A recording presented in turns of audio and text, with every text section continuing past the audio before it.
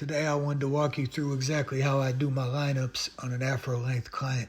So this client does not get braids or locks or anything, so we're not trying to make a huge area in the front that's shorter. We're just pulling the hairs that naturally will grow forward there in the front. And I use the one guard, I close it maybe 3/4 of the way, and I'm pulling them long hairs back, making sure they're not getting hit by this cut down here. Now you don't want it to be too short or else it'll be too light.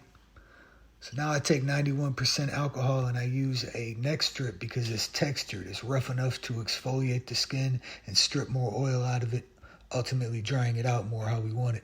So I hit it with the cool setting on the blow dryer to dry the alcohol out. Then I hit them with the holding spray and brushed it in, going with the direction of the growth pattern. And then cool air again with the blow dryer. And now I identified that the temple line that's the furthest back, and then I match the other one to that, making sure it's at the same angle. And I'm kind of getting an idea where I'm going to have my C cups put in place. But I start in the middle of my front line. I work my way to his naturally highest side. Then I bring this side up to it and match it.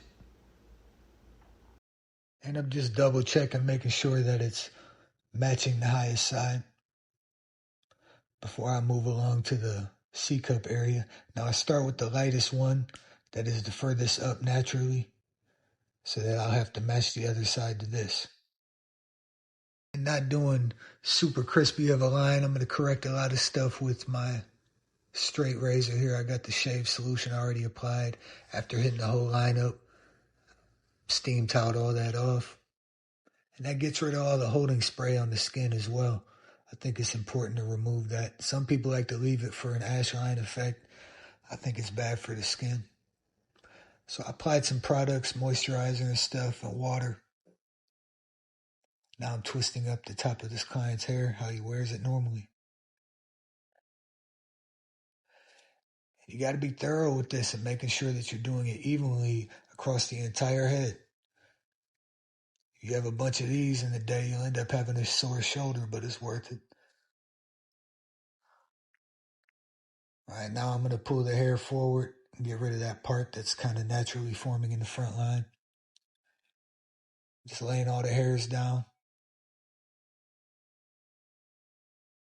See how much darker the lineup is when the hairs are combed into the proper place.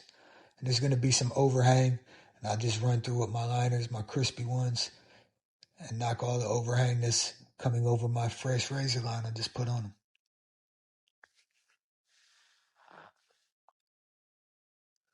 I go over my lineups multiple times because I want them to last. Simple as that. Right? You see me, I'm putting enhancements on them, water resistant enhancement. And when I do that with the temple lines and the C cups, I enhance those. It really makes the front line flaws stand out more to me. So again, I go back with the comb and I comb the loose hairs over the line. Make sure it's extra sharp before I apply my enhancement. It's so important to have a thorough cut and prominent line in place before you apply this, or else you're just really just painting a haircut. This is enhancing one. He was crispy before, now it's even crispier. Oh yeah, let me get a good look. Yep, that's it.